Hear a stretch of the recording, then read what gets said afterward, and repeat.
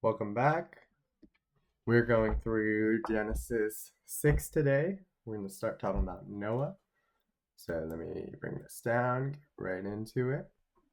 Short chapter. So let's go on and read it. All right, Genesis 6, chapter 1.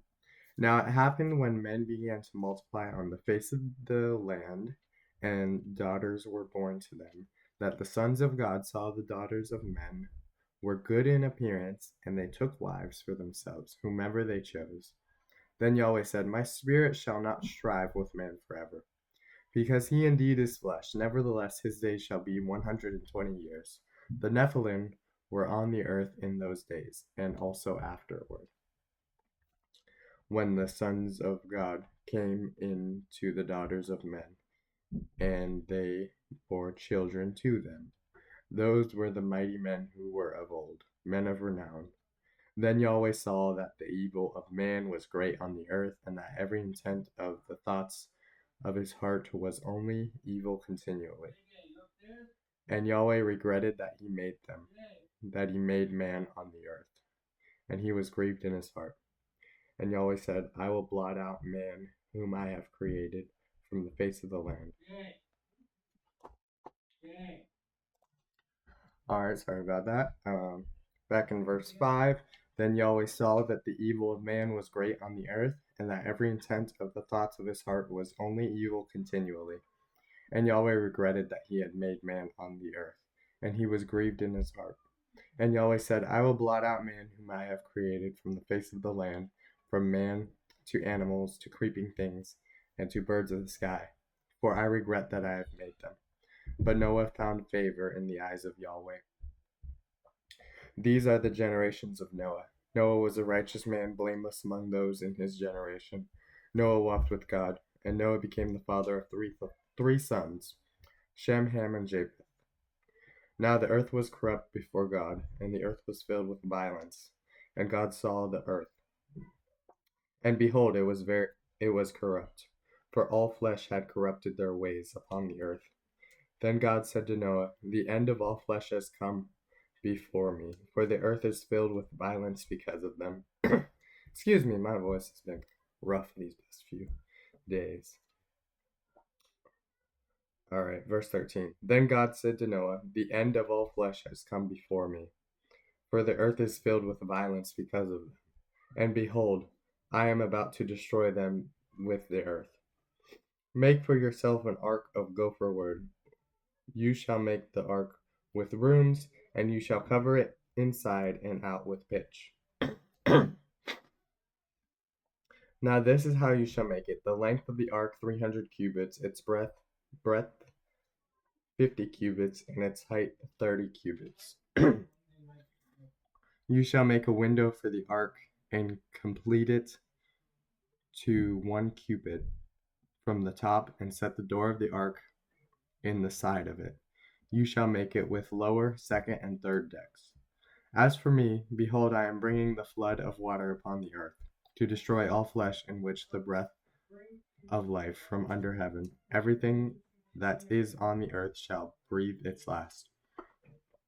But I will establish my covenant with you, and you shall enter the ark, you and your sons and your wife and your sons' wives with you, and of every living thing of all flesh.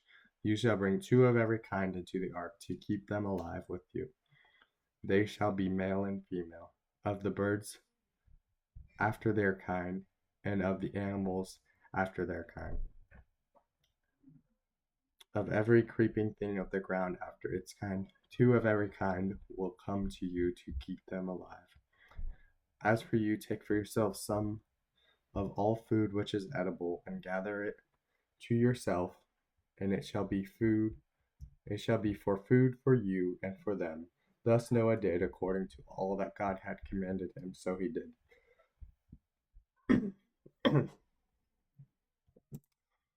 Alrighty, so that's it. Pretty short passage.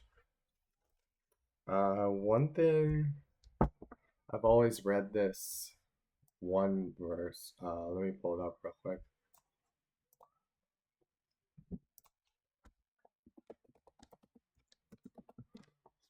So I always read this one that talks about the 120 years. Where is that at? Verse 3. Then Yahweh said, my spirit shall not strive with man. Excuse me, I'm sorry about that. Then Yahweh said, my spirit shall not strive with man forever, because he indeed is flesh. Nevertheless, his days shall be 120 years. So I, growing up, always interpreted that to mean, well, people are going to have shorter lives. But no, that's not what it's talking about. Because it's actually talking about 120 years till the flood comes. And the reason I know this is because if you go down just a little bit to the next generations passage, which is a little bit further. Generations chapter 10. You list all these.